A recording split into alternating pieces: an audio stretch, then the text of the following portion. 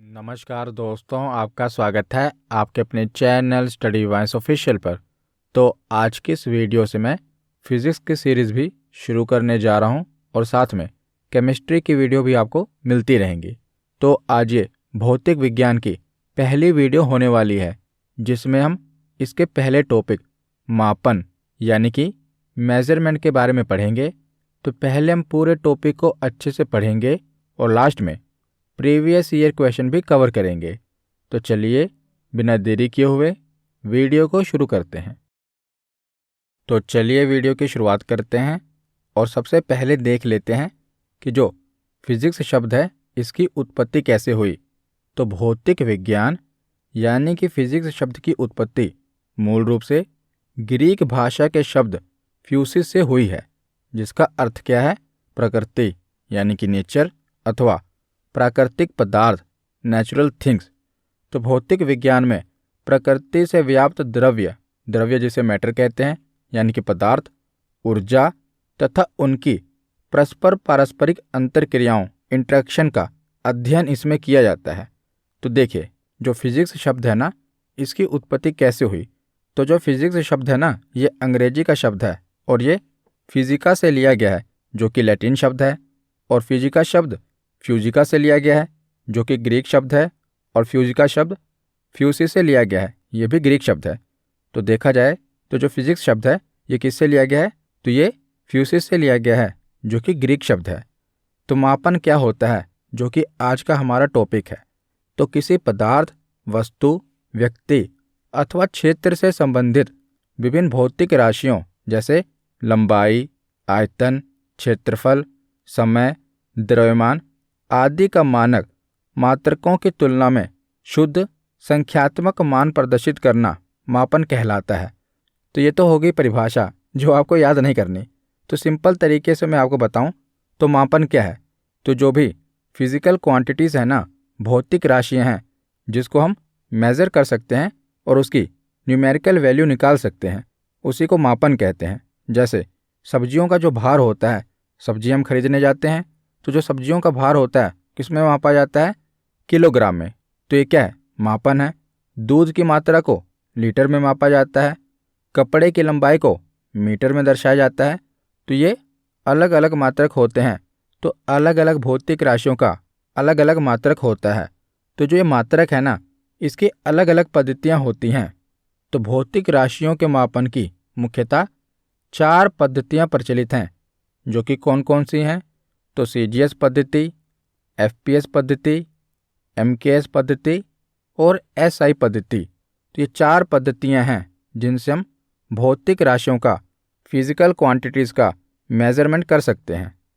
तो सबसे पहले है सीजीएस पद्धति। तो सीजीएस की फुल फॉर्म क्या है? तो सी से सेंटीमीटर, जी से ग्राम और एस से सेकंड। तो इसे सीजीएस सिस्टम कहा जाता है। तो इस मापन में जो लंबाई है इसको सेंटीमीटर में मापा जाता है, द्रव्यमान को ग्राम में तथा समय को सेकंड में मापा जाता है। और इस मापन पद्धति को फ्रांसीसी प्रणाली या मीट्रिक प्रणाली भी कहा जाता है। तो याद रखिएगा, जो सीजीएस पद्धति है इसमें पूछ लिया जाएगा कि सी से क्या दर्शाया जाता है। तो सी से सेंटीमीटर, जी से ग्राम और एस से सेकंड। इसके बाद है एफपीएस पद्धति। तो एफ से फुट, पी से पाउंड और एस से सेकंड। तो इस मापन पद्धति में जो लंबाई है इसे फुट में, द्रव्यमान को पाउंड में तथा समय को सेकंड में मापा जाता है। और यह प्रणाली कहाँ की है? तो इसे ब्रिटिश प्रणाली भी कहा जाता है। जैसे पीछे हमने पढ़ा कि जो फ्रांसीसी प्रणाली है उसमें जो मापन है हमने देखा उसमें लंबाई का मात्रक सेंटीमीटर है, पर यहाँ देख रहे हैं लंबाई को फुट में, वहाँ पर द्रव्यमान को ग्राम में मापा जाता है, यहाँ पर द्रव्यमान को पाउंड में मेज़र किया जाता है, वहाँ पर समय को सेकंड में देखा जाता है, यहाँ भी समय को सेकंड में ही मापा जाता है। तो तीसरी पद्धति है एमकेएस पद्धति। एम से मीटर, के से किलोग्राम और एस से सेकंड। तो इस मापन पद्धति में लंबाई को मीटर, द्रव्यमान को किलोग्राम तथा समय को सेकंड में मापा जाता है। और इंजीनियरिंग एवं औद्योगिक क्षेत्रों में मापन हेतु इसी प्रणाली का प्रयोग किया जाता है। तो एमकेएस पद्धति में जो लंबाई है इसे मीटर में मापा जाता है, द्रव्यमान को किलोग्राम में तथा समय को सेकंड में मापा जाता है। तो इसके बाद में आई एसआई पद्धति। तो यह प्रणाली अंतर्राष्ट्रीय मापतोल अधिवेशन 1971 में स्वीकार की गई थी। तो जितने भी देश हैं सबके द्वारा एसआई पद्धति ही स्वीकार की जाती है। जैसे मान लो जो फ्रांस है वो भले ही अपने देश में लंबाई को सेंटीमीटर में मेजर करे, लेकिन अंतर्राष्ट्रीय पद्धति पर जो भी एसआई मानक है ना उसे ही स्वीकार किया जाएगा। यानी कि जब भी दो देशों का व्यापार होगा तो यही एसआई पद्धति ही लागू होगी। तो यह मापन पद्धति एमकेएस पद्धति का ही परिभाषित रूप है और वर्तमान में यही पद्धति सर्वाधिक प्रचलन में है। तो जो भी इम्पोर्टेंट एसआई मात्रक हैं उनके बारे में आगे हम पढ़ेंगे। पहले हम देख लेते हैं कि भौतिक राशियाँ क्या हैं, फिजिकल क्वांटिटीज़ क्या हैं।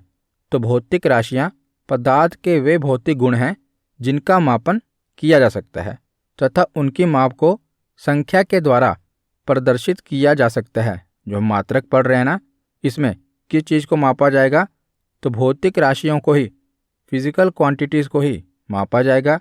और किस में मापा जाएगा, तो न्यूमेरिकल वैल्यू में मापा जाएगा। तो आगे हम जो भौतिक राशियां हैं इनका वर्गीकरण देख लेते हैं। तो भौतिक राशियों को दिशा, परिमाण व मात्रक के आधार पर निम्न रूपों में वर्गीकृत किया गया है। तो भौतिक राशियों का वर्गीकरण देख लेते हैं। तो दो आधार पर भौतिक राशियों को बांटा गया है। पहला है मापन और मात्रक के आधार पर, दूसरा है दिशा और परिमाण के आधार पर। तो आज की इस वीडियो में हम मापन और मात्रक के आधार पर भौतिक राशियों का वर्गीकरण देखेंगे।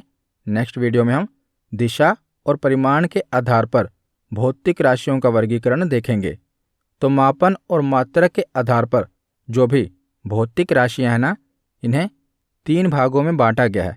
पहला है मूल राशि यानी कि फंडामेंटल क्वांटिटीज़, दूसरा है व्युत्पन्न राशि डिराइव्ड क्वांटिटीज़ और तीसरा है पूरक राशि सप्लीमेंट्री क्वांटिटीज़। और दिशा और परिमाण के आधार पर देखा जाए तो 2 भागों में बांटा गया है, सादिश राशि और आदिश राशि। तो आज हम मापन और मात्रक के आधार पर देखेंगे। तो जैसे कि हम भौतिक राशियों का वर्गीकरण देख रहे हैं और इन्हीं का मेजरमेंट देख रहे हैं, तो भौतिक राशि या राशि क्या होती है, तो क्वांटिटी। तो इसे कैसे निकाला जाता है, तो इसका फॉर्मूला होता है मैग्नीट्यूड मल्टीप्लाई बाय यूनिट। यानी कि राशि को कैसे निकाला जाता है, तो जब परिमाण को मात्रक से गुणा कर दिया जाता है तो राशि निकल आती है। जैसे अगर आप दुकान पर जाते हैं और आप कहते हैं कि मुझे 100 चीनी दे दो, तो क्या दुकानदार आपको 100 चीनी देगा? नहीं देगा ना। आप क्या कहोगे कि 100 ग्राम चीनी दे दो। तो इसमें जो 100 है ये क्या है, तो ये परिमाण है। तो जो न्यूमेरिकल वैल्यू होती है ना, उसको मैग्नीट्यूड या परिमाण कहा जाता है। और जो ग्राम है ये क्या है, तो ये मात्रक है जिसे हम यूनिट कहते हैं। तो इनको मिलाकर क्या बनेगा, राशि बनेगी।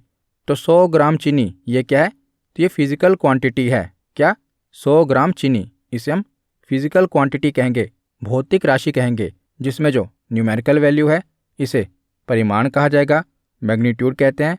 और जो ग्राम है इसे मात्रक कहेंगे, इंग्लिश में हम यूनिट कहेंगे। जैसे 7 सेकंड का समय, इसमें 7 क्या है, परिमाण है, और सेकंड क्या है, मात्रक है। तीसरा उदाहरण है 7 मीटर दूरी, तो 7 क्या है, तो ये परिमाण है, मीटर क्या है, मात्रक है। तो आशा करता हूँ आपको पता चल गया होगा परिमाण, मात्रक और राशि होती क्या है। तो हमने पढ़ा था ना कि अब एसआई पद्धति को अपनाया गया है। तो एसआई मात्रक देख लेते हैं। और हमने ये भी देखा था कि मापन और मात्रक के आधार पर जो भौतिक राशियाँ हैं इन्हें 3 भागों में बांटा गया है। तो कौन कौन सी थी, मूल राशियाँ, व्युत्पन्न राशियाँ और पूरक राशियाँ। तो पहले हम देख लेते हैं कि मूल राशियाँ हैं कौन सी, तो इसके बाद हम इसको डिटेल में पढ़ेंगे। तो मूल राशियाँ यानी कि फंडामेंटल क्वांटिटीज़, तो कुछ ऐसी राशियाँ हैं जो कि बेस है, जिसे हम फंडामेंटल या बेस क्वांटिटीज़ कहते हैं।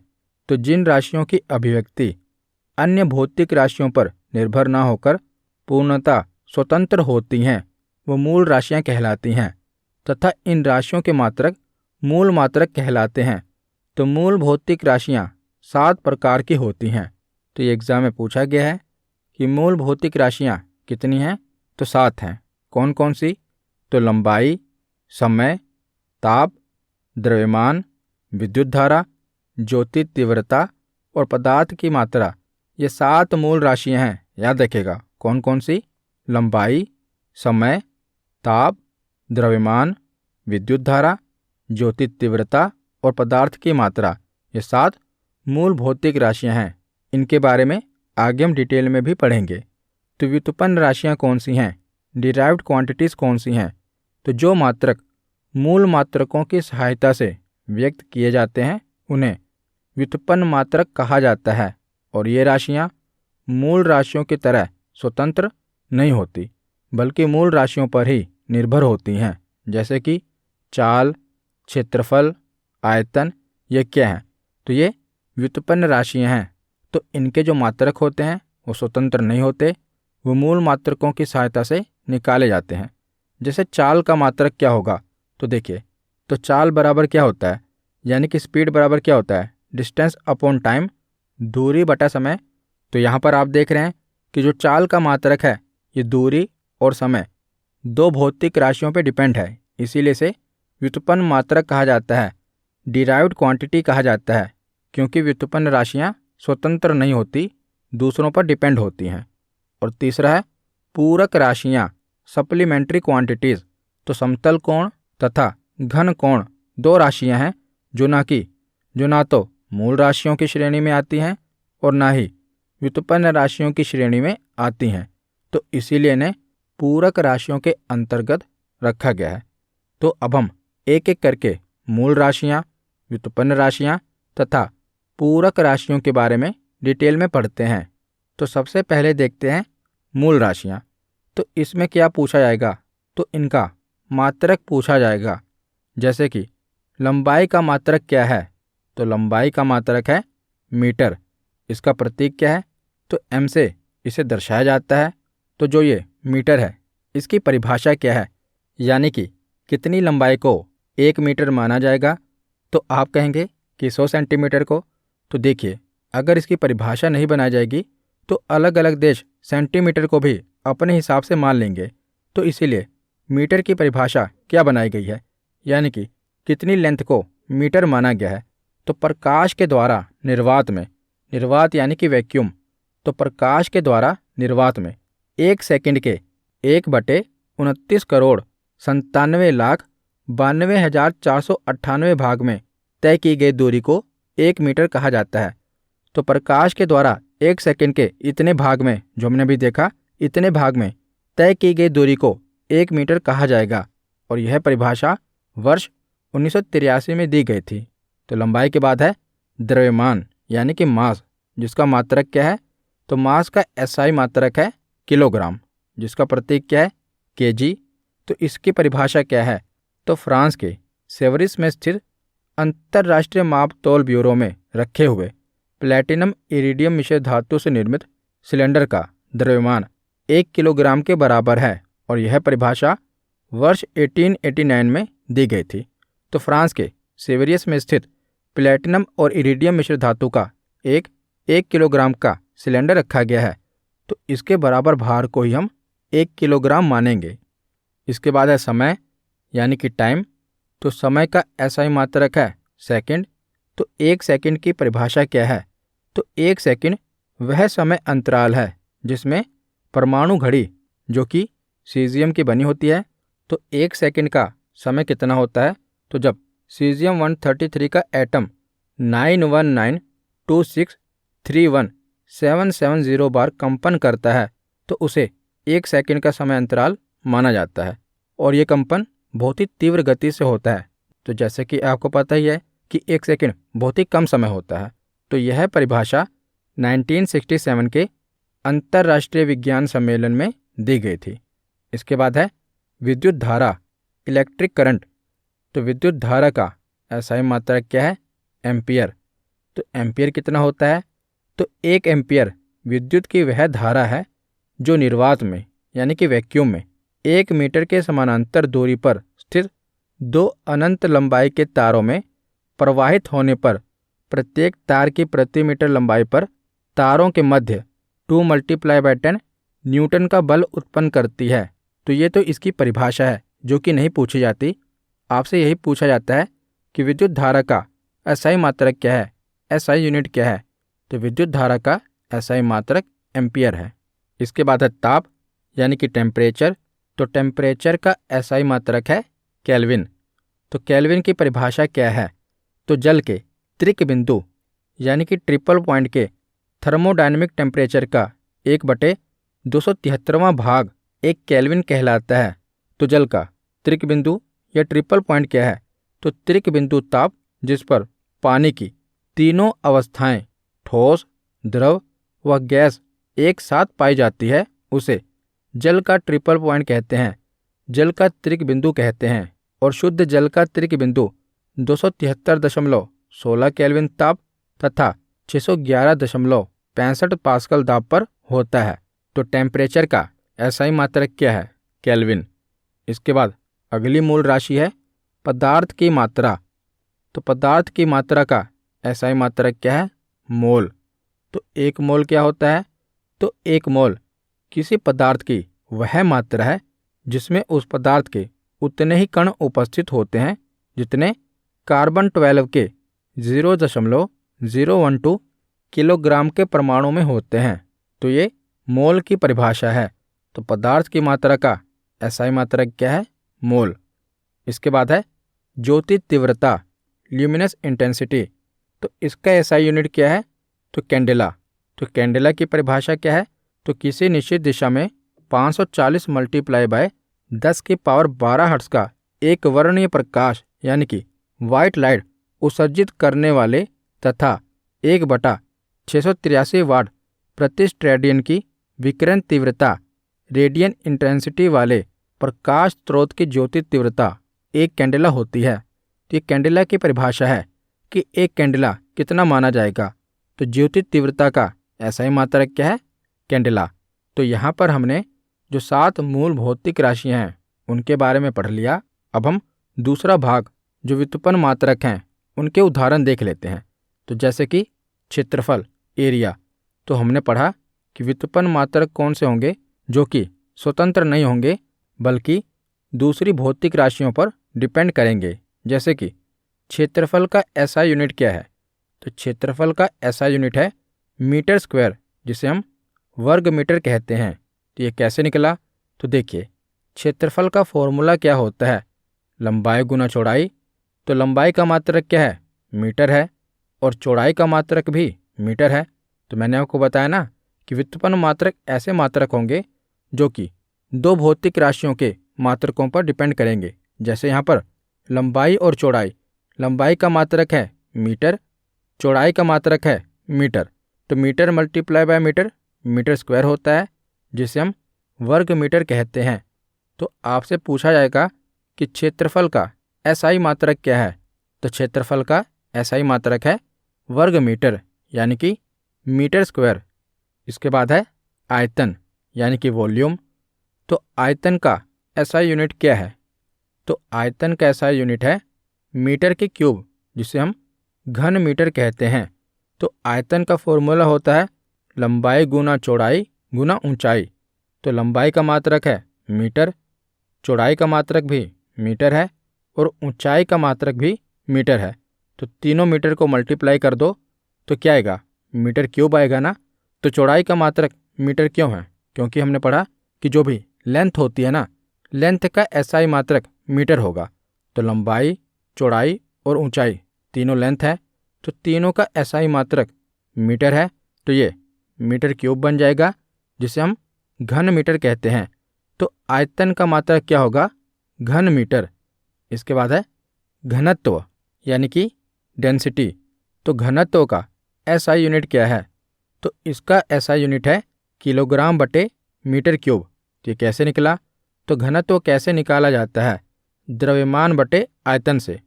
तो द्रव्यमान का मात्रक होता है किलोग्राम और आयतन का मात्रक हमने पीछे देखा मीटर की क्यूब होती है। तो घनत्व का एसआई मात्रक क्या हो जाएगा? किलोग्राम बटे मीटर की क्यूब।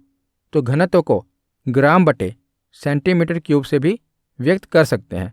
यानी कि हम किलोग्राम की जगह ग्राम और मीटर की जगह सेंटीमीटर भी ले सकते हैं। तो घनत्व का एसआई मात्रक क्या है? किलोग्राम बटे मीटर क्यूब। इसके बाद है चाल यानी कि स्पीड। तो चाल का फॉर्मूला क्या होता है? दूरी बटा समय, और दूरी का मात्रक होता है मीटर और समय का मात्रक होता है सेकंड। चाल का एसआई मात्रक क्या होगा? तो मीटर बटे सेकंड इसका एसआई मात्रक है। इसके बाद आगे है त्वरण यानी कि एक्सेलरेशन। तो त्वरण का फॉर्मूला क्या होता है? तो त्वरण होता है चाल में परिवर्तन बटे समय। तो चाल का मात्रक क्या है? मीटर प्रति सेकंड, और समय का मात्रक क्या है? सेकंड। तो इसका फॉर्मूला क्या होगा? त्वरण का मात्रक क्या होगा? तो इसका फॉर्मूला है मीटर बटे सेकंड के स्क्वायर। इसके बाद आगे है बल। तो बल का मात्रक क्या है? तो बल का मात्रक न्यूटन है। तो बल कैसे निकाला जाता है? तो द्रव्यमान को त्वरण से मल्टीप्लाई करके। तो द्रव्यमान का मात्रक होता है किलोग्राम और त्वरण का मात्रक होता है मीटर बटे सेकंड के स्क्वायर। तो बल का मात्रक न्यूटन है और 1 न्यूटन होता है 1 किलोग्राम मीटर बटे सेकंड के स्क्वायर। इसके बाद है कार्य। तो कार्य कैसे निकलता है? बल मल्टीप्लाई बाय दूरी से। तो कार्य का एसआई मात्रक क्या है? बहुत बार एग्जाम में पूछा गया है। तो कार्य का एसआई मात्रक है जूल। तो कार्य के मात्रक को जूल कहते हैं और इसे जे से प्रदर्शित करते हैं। तो 1 जूल कितना होता है? तो किलोग्राम मीटर स्क्वायर बटे सेकंड के स्क्वायर। और याद रखिएगा जो जूल है ना, ये कार्य का मात्रक भी है और ऊर्जा का भी मात्रक है। तो ऊर्जा के मात्रक को भी जूल कहते हैं और कार्य के मात्रक को भी जूल कहते हैं। इसके बाद है शक्ति यानी कि पावर। तो शक्ति का फॉर्मूला क्या होता है? कार्य बटा समय। और शक्ति का एसआई मात्रक क्या है? तो पावर का एसआई यूनिट होता है वाट। तो शक्ति के मात्रक को वाट कहते हैं और इसे डब्ल्यू से प्रदर्शित करते हैं। और 1 वाट कितना होता है? तो 1 जूल बटे सेकंड। तो इस प्रकार किसी भी राशि के मात्रक मूल मात्रकों से व्युत्पन्न किए जा सकते हैं। तो आगे अब हम पूरक राशियों के बारे में पढ़ते हैं। तो 2 पूरक राशियां हैं। कौन कौन सी? एक तो समतल कोण है और दूसरा घन कोण है। तो इन दोनों के आपको एसआई यूनिट पता होने चाहिए। तो समतल कोण का एसआई यूनिट है रेडियन और घन कोण का एसआई यूनिट है स्टेरेडियन। तो पूरक राशियां कौन कौन सी हैं? समतल कोण और घन कोण। समतल कोण का मात्रक है रेडियन और घन कोण का मात्रक है स्टेरेडियन। इसके बाद आगे हम पढ़ते हैं कोटिमान के बारे में, जिसे ऑर्डर ऑफ मैग्नीट्यूड कहा जाता है। तो कोटिमान क्या होता है? एग्जाम में पूछा गया है, आपको पता होना चाहिए। तो जब किसी राशि के परिमाण को उसके निकटतम 10 की घात के रूप में लिखा जाता है, तो 10 की घात के रूप में प्राप्त निकटतम मान को उस संख्या का कोटिमान कहा जाता है। तो आसान शब्दों में आपको बताऊं तो जो 10 की पावर होती है ना, उसी को कोटिमान कहा जाता है। तो जैसे 3394 है, इसे हम 3.394 मल्टीप्लाई बाय 10 की पावर 3 भी लिख सकते हैं। तो इसमें जो 10 की पावर होगी ना, जो 10 की घात होगी, उसी को कोटिमान कहा जाएगा। तो इसीलिए 3394 का जो कोटिमान होगा वो कितना होगा? तो 3 होगा। तो याद रखिएगा जो भी 10 की पावर होगी उसी को कोटिमान कहा जाएगा, ऑर्डर ऑफ मैग्नीट्यूड कहा जाएगा।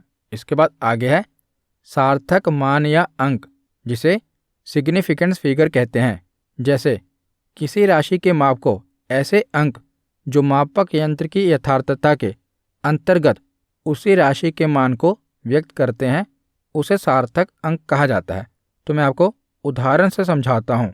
जैसे 98.76 है, तो इसमें सार्थक अंकों की संख्या कितनी है?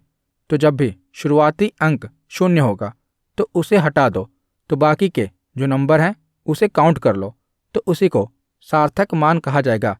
तो 98.76 में कोई 0 तो है ही नहीं, तो इसमें सार्थक अंकों की संख्या कितनी होगी? तो 4 होगी। जैसे अगला उदाहरण क्या है? 0.00530725। तो इसमें सार्थक अंकों की संख्या कितनी है? तो जो भी शुरुआती अंकों में 0 है ना, उसे हटा दो तो बाकी कौन सी संख्या बचेगी? तो 530725, तो ये कितनी संख्या है? तो 6 अंकों की संख्या को सार्थक अंकों की संख्या कहा जाएगा। जब भी शुरुआत में 0 आ जाएगा ना, उसे सार्थक अंक नहीं माना जाएगा, उसके बाद के ही अंकों को सार्थक अंक माना जाएगा। इसके बाद आगे देखते हैं खगोलीय दूरियों का मापन। तो प्रकाश वर्ष कितना होता है? लाइट ईयर किसे कहते हैं? तो प्रकाश के द्वारा निर्वात में एक वर्ष में तय की गई कुल दूरी को एक प्रकाश वर्ष कहा जाता है। तो प्रकाश वर्ष से क्या मापा जाता है? दूरी मापी जाती है। तो एक साल में प्रकाश के द्वारा तय की गई दूरी को प्रकाश वर्ष कहा जाता है। और एक प्रकाश वर्ष कितना होता है? तो 9.467 मल्टीप्लाई बाय 10⁻15 मीटर। तो एक प्रकाश वर्ष में प्रकाश के द्वारा कितनी दूरी तय होती है? तो 9.467 मल्टीप्लाई बाय 10⁻15 मीटर। एक प्रकाश वर्ष में प्रकाश के द्वारा इतनी दूरी तय की जाती है।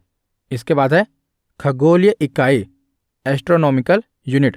तो यह भी दूरी का ही मात्रक है। तो पृथ्वी और सूर्य के बीच की माध्य दूरी को खगोलीय इकाई कहा जाता है। तो एक खगोलीय इकाई कितनी होती है? तो 1.496 मल्टीप्लाई बाय 10⁻11 मीटर। तो सूर्य और पृथ्वी के बीच की दूरी को खगोलीय इकाई कहा जाता है। इसके बाद है पारसेक। तो पारसेक क्या है? तो यह भी दूरी मापने की ही इकाई है, पर यह दूरी मापने की सबसे बड़ी इकाई मानी जाती है। तो एक पारसेक कितना होता है? तो एक पारसेक 3.26 प्रकाश वर्ष के बराबर होता है। तो एक पारसेक में कितनी दूरी होती है? 3.26 मल्टीप्लाई बाय 10⁻16 मीटर। याद रखेगा। तो एक तो है पारसेक जो कि दूरी मापने की सबसे बड़ी इकाई है। एक होता है पास्कल।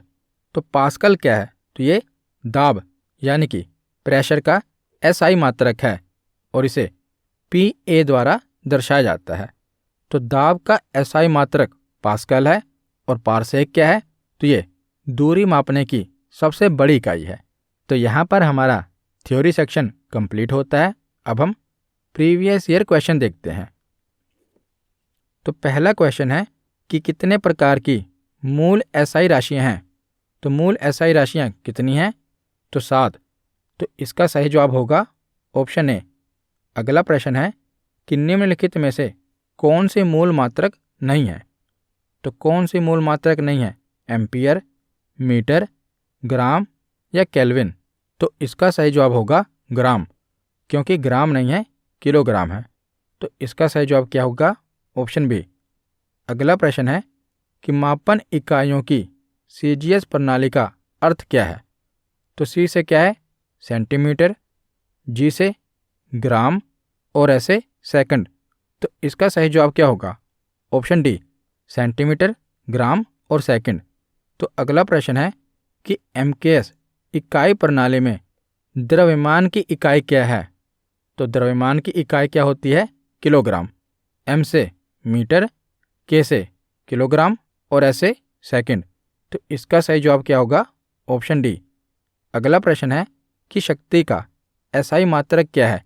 जूल, वाट, अश्वशक्ति या न्यूटन? तो शक्ति का एसआई मात्रक क्या है? तो शक्ति का एसआई मात्रक है वाट। तो इसका सही जवाब है ऑप्शन बी। अगला प्रश्न है कि कार्य का एसआई मात्रक क्या है? तो कार्य का एसआई मात्रक क्या है? तो इसका मात्रक है जूल। ऑप्शन बी इसका सही जवाब है। अगला प्रश्न है कि प्रकाश वर्ष मात्रक है दूरी का, प्रकाश का, धारा का या समय का? तो प्रकाश वर्ष किसका मात्रक है? तो ये दूरी का मात्रक है। इसका सही जवाब होगा ऑप्शन ए। अगला प्रश्न है कि निम्नलिखित में से समय का मात्रक क्या नहीं है? अधिवर्ष, चंद्रमाह, प्रकाश वर्ष या इनमें से कोई नहीं? तो जो प्रकाश वर्ष है ये समय का मात्रक नहीं है, बल्कि ये दूरी का मात्रक है। तो इसका सही जवाब क्या होगा? ऑप्शन सी, प्रकाश वर्ष। अगला प्रश्न है कि पारसेक इकाई है दूरी की, समय की, प्रकाश की चमक की या चुंबकीय बल की? तो जो पारसेक है ये दूरी की सबसे बड़ी इकाई है। तो इसका सही जवाब क्या होगा? Option A. अगला प्रश्न है कि पास्कल इकाई है आर्द्रता की, दाब की, वर्षा की या तापमान की? तो पास्कल किसकी इकाई है? तो ये दाब की इकाई है, प्रेशर की इकाई है। तो ऑप्शन सी इसका सही जवाब है। अगला प्रश्न है कि आयतन की एसआई इकाई क्या है? घन सेंटीमीटर, घन मीटर, घन डेसीमीटर या घन इंच? तो आयतन की एसआई इकाई क्या है? घन मीटर। ऑप्शन बी इसका सही जवाब है। तो आज का आखिरी प्रश्न है कि बल का एसआई मात्रक क्या है? फोर्स का एसआई मात्रक क्या है? तो बल का एसआई मात्रक है न्यूटन। तो ऑप्शन सी इसका सही जवाब है। तो आज की वीडियो यहीं पर ख़त्म होती है। कैसी लगी ये वीडियो कमेंट सेक्शन में ज़रूर बताना। धन्यवाद।